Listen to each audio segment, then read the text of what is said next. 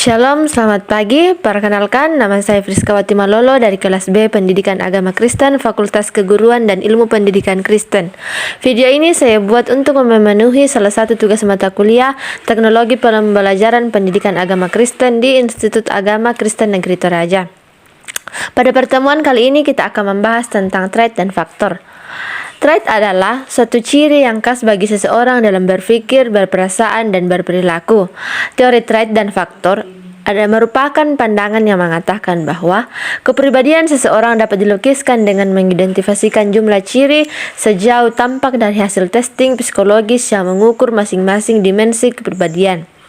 Konseling trait dan faktor berpegang pada pandangan yang sama dan menggunakan tes-tes psikologis untuk menganalisis atau mendiagnosa seseorang menjadi ciri-ciri dimensi atau aspek-aspek kepribadian yang diketahui memiliki relevansi terhadap keberhasilan atau kegagalan seseorang dalam jabatan dan mengikuti suatu program studi. Konsep dasar pendekatan konseling trait dan faktor yaitu, menurut teori ini, kepribadian merupakan suatu sistem atau faktor yang saling berkaitan satu dengan yang lainnya seperti kecakapan, minat, sikap, dan temperamen. Hal yang mendasar bagi konseling trait dan faktor yaitu asumsi bahwa individu berusaha untuk menggunakan pemahaman diri dan pengetahuan kecakapan dirinya sebagai dasar bagi pengembangan potensinya. Manusia mempunyai potensi untuk berbuat baik dan berbuat buruk. Maka, hidup adalah mencari kebenaran dan berbuat baik serta menolak kejahatan. Teknik pendekatan konseling trait dan faktor yaitu, yang pertama, kita harus memperkuat persesuaian antara konselor dengan klien. Yang kedua, kita mengubah lingkungan klien. Yang ketiga, kita harus memilih dan menempatkan pada lingkungan yang sesuai dengan keinginan klien kita. Yang keempat yaitu mendorong klien belajar tentang keterampilan-keterampilan yang diperlukan. Yang kelima yaitu kita harus mengubah sikap-sikap klien menjadi lebih baik dan bisa membuat klien nyaman. Karakteristik pendekatan trait dan faktor yaitu, yang pertama, fokus utama adalah kemampuan individu untuk memecahkan masalah, bukan terpecahnya suatu masalah. Yang kedua, kita lebih mengutamakan sasaran perasaan dari pihak intelek. Yang ketiga, masa kini lebih banyak diperhatikan daripada masa lalunya. Keempat, pertumbuhan emosional terjadi dalam hubungan konseling. Kelima, proses terapi merupakan penyelesaian antara gambaran dan klien dengan keadaan pengalaman diri yang sesungguhnya. Kelima, hubungan konselor dan klien merupakan situasi pengalaman yang berkembang menuju pada kepribadian klien yang integral dan mandiri.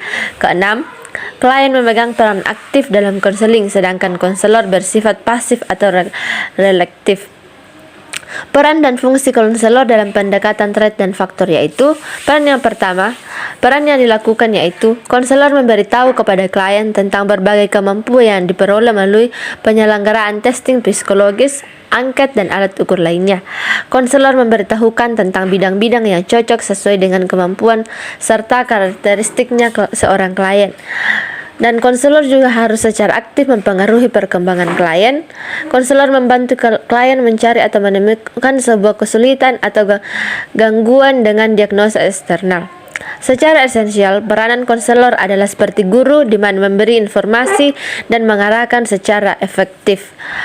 Tujuan konseling pendekatan trait dan faktor yaitu, yang pertama, mampu berpikir rasional untuk memecahkan suatu masalah secara bijaksana.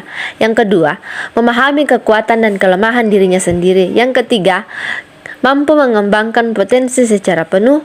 Keempat, memiliki motivasi untuk meningkatkan diri. Yang kelima, dapat menyelesaikan diri dengan lingkungannya. Kelebihan trait dan faktor. Kelebihan yang pertama yaitu pemusatan pada klien dan bukan pada konselor.